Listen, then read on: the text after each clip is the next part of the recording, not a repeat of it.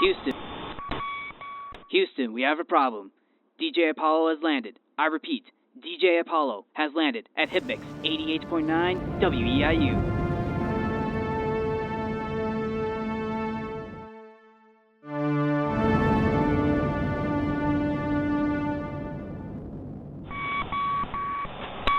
Greetings and salutations. You are listening to the Tales of Music and Film podcast, and I am your host, DJ Apollo, and I am very excited today because we are reviewing another rock and roll album, and the album in question that we will be discussing today is Tom Petty's second solo album called Wildflowers. Now, this is one of my favorite records of all time, and Tom Petty and the Heartbreakers is one of my favorite bands of all time as well. I got into this band when I was around 16, 17 years old, around 2017. And the reason I got into him was because Tom Petty had passed away in 2017 after him and the band had just finished their 40th anniversary tour. Tom had a bad hip that was bothering him for years, and instead of getting surgery on it, he was really wanting to get the tour started, so he decided to do the tour first and then get the hip surgery after. So during the whole tour, he was on this medication or prescription medicine that was helping him relieve pain from his really bad hip. If you watch some of the concerts that he did on that tour, you can tell that his hip was really bothering him. And he ended up accidentally overdosing on that stuff shortly after the tour was finished. And I remember seeing his death on the morning news, and it said that he was a musician, and I got curious, so I started looking up his music on the internet, and that's how my journey with his music started. And as of today, 5 years later, Tom Petty and the Heartbreakers, they're like now one of my favorite bands of all time. If I had to do like a top 5 favorite bands of all time, the Heartbreakers are on there. I listen to their music daily. I own like 7 of Tom Petty's albums in my CD collection.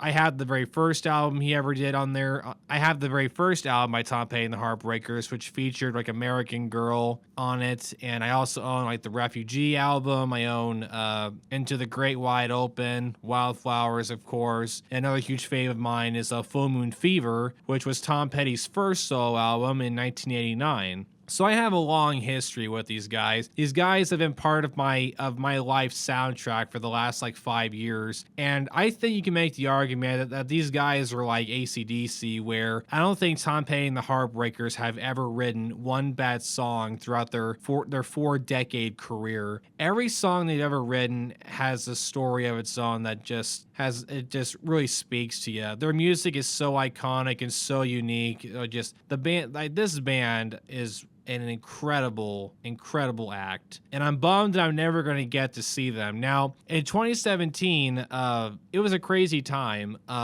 I could have seen the Heartbreakers, but here's the thing. So a little backstory here. So a family member in my family who was going to see the Heartbreakers, and they had one ticket left, and they didn't know who to ask to go with them with the spare ticket they had. They thought about asking my dad, but they ended up picking someone else. I wish I could go back in time and say like, hey, I'll go with you, but unfortunately at the time, I wasn't into the band yet. In that same year, me and my parents had seen Metallica at Busch Stadium, and that was like one of the best memories from my teen years was seeing Metallica, because they're another huge band that I'm a huge fan of, who their music had a huge influence on me, and especially my dad. And I would never take that memory back, and that Metallica concert will be with me the rest of my life. So I think everything worked out the way it was supposed to. Sometimes I wonder if I had said something, would I have still been able to have seen, Metallica. So the good news is I got to make up for it. Over this past summer, me and my dad got to go check out Mike Campbell's new band, the Dirty Knobs. They had just released 2 new albums, and they were touring and promoting them. The Dirty Knobs was a band that Mike had going on when the Heartbreakers weren't doing anything. And then once Tom passed away, Mike ended up joining Fleetwood Mac as a guitarist for them. And now he has his own band called the Dirty Knobs. And I got to see them at a festival in Bloomington. And I got to be at the very front of the stage. And I got to see one of my favorite guitarists of all time right in front of me. And it was an incredible show. Lasted for about an hour. And they covered 3 Heartbreaker songs. One of them being Running Down a Dream, which is one of my favorite Petty songs. And Mike sounds just like Tom when he sings. Like, I'm saying it right now, if you have a chance to see the Dirty Knobs, I'm telling you, go check them out. They are a magnificent group. And that whole show was so amazing. Mike, I always make this argument. I think Mike Campbell is one of the most underrated guitarists of all time. That guy, he shreds guitars. He is a magnificent player. So that was pretty awesome. So like I said, I got to make up for not saying the Heartbreakers, but I'm always going to be wondering in the back of my mind, like, man, like, what if, you know?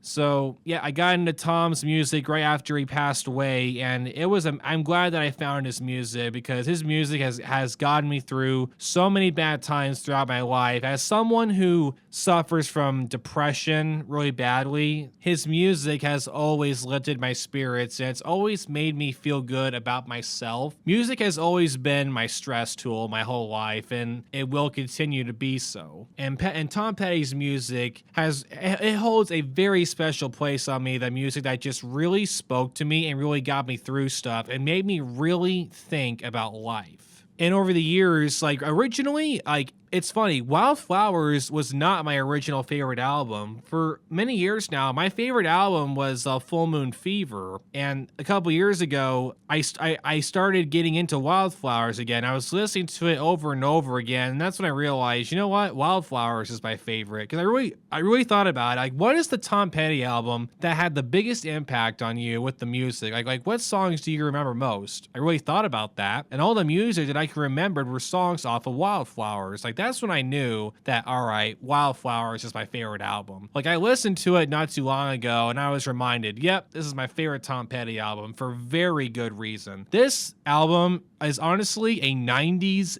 gem. This album, if someone asks me, what do you think, what album could be a good example of what 90s music sounded like? I would give that person Wildflowers. It captures that crispy, amazing 90s sound that I wish would make a comeback somehow. I'm telling you, man, like, the 90s had some of the best music of all time, and that is like a whole nother subject that we could get into that could take like another like hour. Wildflowers, like, where do I start with this record? You know, it was the second solo studio album by Tom Petty. It was released on November 1st, 1994. The album was first released by Petty after he signed a contract with Warner Brothers Records, where he had recorded as part of the Traveling Wilburys back in 1988. And Wildflowers was the first of 3 albums that were produced by Rick Rubin. Him and Tom were really good friends. The album was certified 3X Platinum in the United States by the Recording Industry of Association of America. And quite recently, a couple years ago, in 2020, the album was ranked at number 214 on the Rolling Stones' greatest albums of all time list. And honestly, this album, with it being as good as it is, I am not surprised at all that it made it onto that list. This album might be another rare occurrence of, I don't think it has like one bad song. There's another example. You could literally listen to this whole record from beginning to end. Each song has unique like style, sound, guitar play, word play, you name it. Each track stands on its own, and there are a lot of hits on this record, and we'll get to that later. Tom Petty and the Heartbreakers. So let's take a minute. So we have Tom Petty, of course, as the guitar player and lead vocals, and you have Mike Campbell on the lead guitar, and then you have Stan Lynch on the drums. Stan Lynch, amazing drummer. You have Belmont Tench as the keyboard piano player, and then you have Ron Blur as the bass guitar. And that is the original Tom Petty and the Heartbreakers lineup. That's what brings us to the next point that I was wanting to discuss. So, the Wildflowers album did not feature Stan Lynch on the drums. He had actually left right before they started recording this album. So for the last couple of years, tensions were rising between Tom and Stan. They weren't seeing eye to eye on a lot of things, and I think they ended up having a falling out. Like, Stan didn't really feel like that he was a part of the band anymore. He didn't really feel a connection with them anymore. And after they recorded Last Dance with Mary Jane in 1993 for the Greatest Hits CD, Stan left and a drummer named Steve Ferroni stepped in to fill in for him on drums for this album, and he ended up drumming on every track. Then Steve would go on to join the band officially the following year. And I just want to say right now, Stan Lynch is one of my favorite drummers of all time. I wish that him and Tom could have worked things out better. I think fate worked out in the end because Stan ended up going on and starting up his own business. And he did amazing for himself. He got to come back and drum when the band was inducted into the Rock and Roll Hall of Fame. So everything worked out. And Steve, even though I think Stan was a better drummer, Steve, he adds his own very good drumming style on this record. Stan, what I liked about his drumming was how hard he would hit the drums. He was bashing the heck out of them on every song. But with Steve, he came at it from a different approach. He had this soft it was a lot softer. He had a softer touch when he hit the cymbals and the snare drum. And I'm telling you right now, his rhythm and his speed is unmatched. He has his own unique style of drumming that I honestly think fit this particular album. While we're discussing the lineup, Tom actually him and Rick Rubin decided not to credit the Heartbreakers because, in Petty's words, him and Rick wanted more freedom than to be strapped into 5 guys. Freedom notwithstanding, so Petty chose to use most of his regular band as session players, demonstrating his comfort, with their format. A little history for you. So when Tom recorded his first solo album back in 1989, Full Moon Fever, he ended up not having most of the band on the album. He had different people filled in the places for that album. The only Heartbreaker member that he had featured on the album was Mike Campbell. Everybody else was new. A lot of people consider Full Moon Fever as the second Wilburys album. So a little history for you. So we're gonna go back a few more years. So in 1988, Tom Petty, George Harrison, Roy Orbison, Jeff Lynne, and Bob Dylan, the 5 of them formed a supergroup called the Traveling Wilburys. They ended up recording 2 albums together. The first one came out in 1988, and it was a huge multi-platinum hit. And then they released Wilburys Volume 2 in 1990. And during this time, Tom had recorded his first solo album, which is, like I said, Full Moon Fever in 1989. And that album featured George Harrison, Jeff Lynne, and a lot of other people. I even saw that Ringo Starr from the Beatles actually played on this album too. A lot of people consider Full Moon Fever to be the second to be a Wilbury volume, due to the fact that so many members from that particular group were on that album. But when Tom was recording Full Moon Fever, he ended up not having most of the Heartbreakers on the album, and unfortunately that created a lot of tension between the other band members because they were so mad that they weren't allowed to play on this album because it ended up being a huge financial success, and it really took Tom's career into huge new territories. It was a huge hit. I think it was his most sold, one of his most sold records. So Tom didn't want to make that same mistake again. So for his second solo album, Wildflowers, he ended up having most of the band. He had all the band members play on it, but he ended up crediting this as his second solo album and not as a Heartbreaker album. Like I said at the beginning, it ended up selling over 3 million copies. So if you hit that level, that means you did a good job. And it was a huge successful album. And Tom would later on to say that him and the other band members discussed that they considered Wildflowers some of the Heartbreakers' best work. Before we get into the songs, I want you to keep in mind as we get into the song discussion of this recording. So Tom at the time was married to a woman named Jane, and they were together for a while, but around this time, their marriage started going south. Tension was building between them, and then they ended up getting divorced. They were together from 1974 to 1996, and then they separated. So their marriage started going downhill around this time. Tom had written 25 songs for the Wildflowers album, and he wrote all 25 songs himself in a single office room in his mansion. He wrote all the songs himself. a good majority of the tracks that he wrote was him venting out how he felt, how him and his wife's marriage was going downhill. This album was basically him like venting out everything that was in his head. When you listen to the lyrics in this album and if you pay attention to the tracks, a lot of them speak for themselves. So the Wildflowers album, I can't say enough, like this album is full of hits. It's a true gem to add to your collection. There are so many songs on here that just had a huge culture impact. Like you have the opening track, Wildflowers, which is a beautiful track. Fun fact for you, the Wildflowers song, literally the whole thing is just Tom playing an acoustic guitar.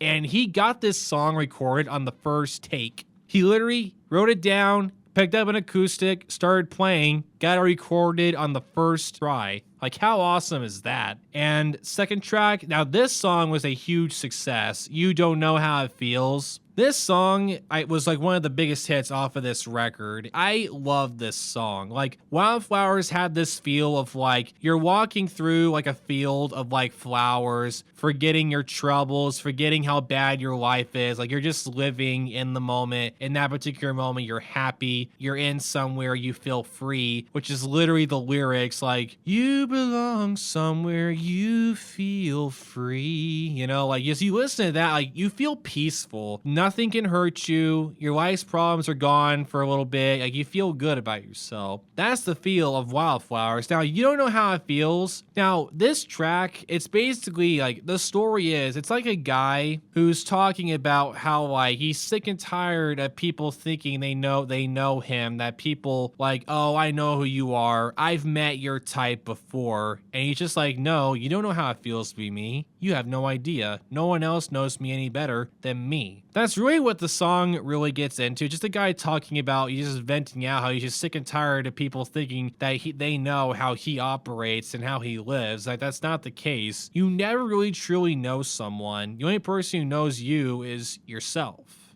Going back on to Tom venting out about his marriage, track number 3 is labeled Time to Move On, which, the name speaks for itself. They are just talking about, like the marriage is kind of going downhill. There's nothing to do. It's time to move on. That's the feel of that particular song. Now we cut to track number 4, which is one of my personal faves off of Wildflowers. You Wreck Me, which is a amazing 3-chord song that is just 100% a heartbreaker song. It's so catchy. It's played on the radio all the time. Like, I'm pretty sure if you're a Heartbreaker fan, you know about this song. But a lot of fans, like I did a lot of research on this. I've actually looked up a lot of comments of people who listen to You Wreck Me. And a good majority of the fans actually consider this track to be one of Tom's like most underrated songs. It's super good. Has this da da da da da. It's so good. Honestly, I think You Wreck Me could be the perfect song.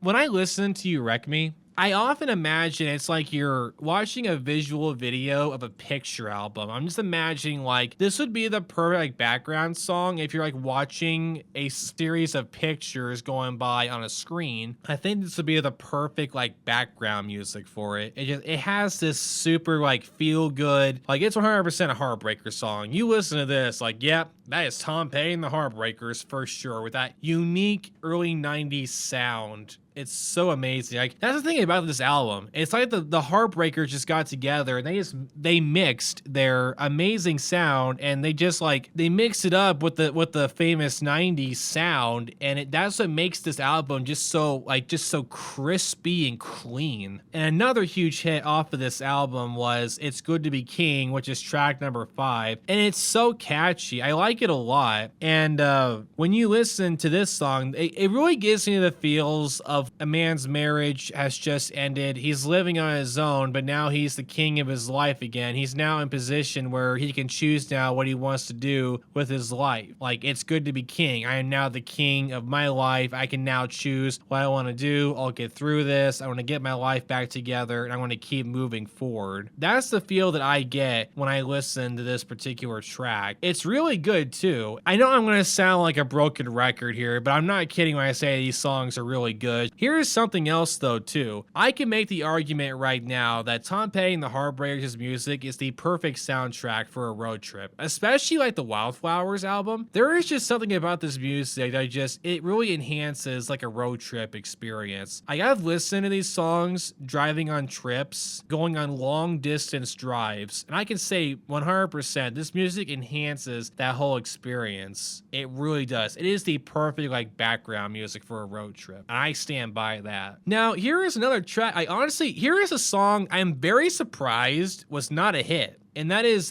Cabin Down Below. Now, this song, it doesn't get talked about enough. Like, if you want to talk about a underrated song, Cabin Down Below, I'm like, why is no one talking about this? This song is epic as heck. It has this heavy, like, da-da-da-da-da-da. Da-da-da-da-da-da. It's so like heavy and catchy. For a Heartbreakers song, it's really like, it's a lot heavier compared to other stuff they've done in the past. And then Tom comes in and he sings in a way that I haven't heard him try on anything else. When I was reading a description talking about, this particular song, the band members said that the way Tom sang on that particular track, it was the closest to him sounding like Roy Orbison. It was like he was doing his own spin of sounding like Roy, and the way he sings it, come with me, babe, let's go to the cabin down below, like the way he sings on that, he sounds so different. It's like, sometimes I forget, I'm like, that is Tom singing right now. He really changed his voice on that particular track. It doesn't sound like him, to me. One last track off of this album that really stood out to me, and it was a hit, was A Higher Place. And this song does this really cool thing that I wish more songs would do. So it's around a 4-minute song, and about halfway, so you have the first 2 minutes, right? You have like this even, you kind of got the songs going. You think you have the rhythm down of what this song is doing, and then halfway through it just skyrockets into something else. Like, it just goes into maximum overdrive. It gets louder, they play faster. Like, it just has this dun dun dun dun dun dun dun dun dun dun dun dun dun dun, and then at the 2-minute mark it just skyrockets. It gets louder and louder. All these other instruments get added in. You hear the piano kick in, more acoustics kick in. It goes from like 50 goes to 500 instantly. Just skyrockets. And I love that. It's kind of like that song Won't Be Fooled Again by The Who. You have like this quiet little part with just the keyboard playing for like a solid 2 minutes, and then the vocals come back in just screaming like on a whole other level. It's insane. I love it when songs do that. You have the slow, and then it just builds up, and then it almost sounds like you're listening to a completely different song. It's just like so good. So those are all the tracks on the original recording that really stand out. But we are not done yet. So originally for this recording, I was originally wanting to cover Full Moon Fever, but I decided to go with Wildflowers because, one, it's my favorite, and number two, it was rediscovered in a way. When Tom passed away, before he died, there was a project that he wanted to do, but he never got a chance to do it, was that he wanted to re-release Wildflowers because he wrote 25 songs for this album, as I stated earlier, and he wanted it to be a 2-record set. But unfortunately, the producers told him no because they were afraid the album was going to be too long, and that the very long album would draw people away from it. So Tom ended up having to cut 10 songs off the album and release it with only 15. And he stored those 10 songs away in the archives for almost 30 years. And at some point, he wanted to go back and re-release Wildflowers with all 25 tracks so he could have the vision. He wanted the album to be what he envisioned it to be. But unfortunately, he passed away before he had a chance to do that. So Petty's family and the bandmates, they arranged a 2020 re-release of the album that includes the 10 deleted songs, and they also, on top of that, they added in, other demos of other songs and live tracks as well. And the album was called Wildflowers and All the Rest, and I own it. And it was like, it's one of the coolest things ever. It's like we're finally getting to listen to the original vision that Tom Petty had for this album. And out of the 10 songs that were cut, the two that really stood out to me was Something Could Happen and Leaving Virginia Alone. It had that classic heartbreaker sound, and the tracks they really stand out from the other 10. And I'm really shocked that they cut these. Like, Something Could Happen, it has this slower kind of playing, and it really tells a story. Like, if you look up, they did a music video, and the story, it's about this woman who was recently divorced, ironically, and it's her trying to rebuild her life and get her life back in order. Like, the whole music video is just her fixing up and rearranging her house, which is basically her it's physically showing you she's rebuilding her life, just how you could say Tom was when he was recording this whole album. And Leaving Virginia Alone has that classic, feel good vibe to it. Like, when you listen to this, it makes you feel amazing to be alive. Like, when I listen to this song, here's the vision I get. I'm just driving in my family truck, driving around on the back roads of my hometown out in the country with the windows down. I'm just feeling the air hit my arm, and I'm just listening to this track on the radio. It makes you feel so good. Like, it makes me want to go out and just drive around, the country for a while. Just makes you feel like an incredible human being. So yeah, so Tom's dream came true, and we got to see the full vision on what he wanted Wildflowers to be, and I could not be more happy about it. This album is sincerely an amazing masterpiece, and all the band members and everybody involved in making this should feel proud. I love this album. Every time I listen to it, it's like I'm listening to it for the very first time, and I'm going to listen to it for the rest of my life. I can't wait to see what it's going to do, for people's lives throughout the future. It's 28 years old, and, almost 30 years later, it has such an impact on people's lives. When I'm listening to these tracks on the internet, I often read through the comment sections, and I just see all these people talking about, like, what these songs did for them and what it got them through. And that's the beauty of music. It brings people together, and it helps them with their life's problems, because every person who has ever lived, we all suffer at some point, we all have our awful bad times in our lives, and we all turn to something to make us feel better. And for so many people, it's music. And Wildflowers has added so much light and beauty into people's lives. And this album is just incredible, and I'm so grateful that I got to talk about it on this episode. And I just want to say to you, fellow listener, you stay classy out there, and thank you for listening to this recording. I am very excited for my next one. We will be reviewing my very first movie on this podcast. I'm going to keep it a complete surprise. I will not announce what the film will be. You'll have to tune in on the next recording to find out. So until next time, this is DJ Apollo here on Tales of Music and Film.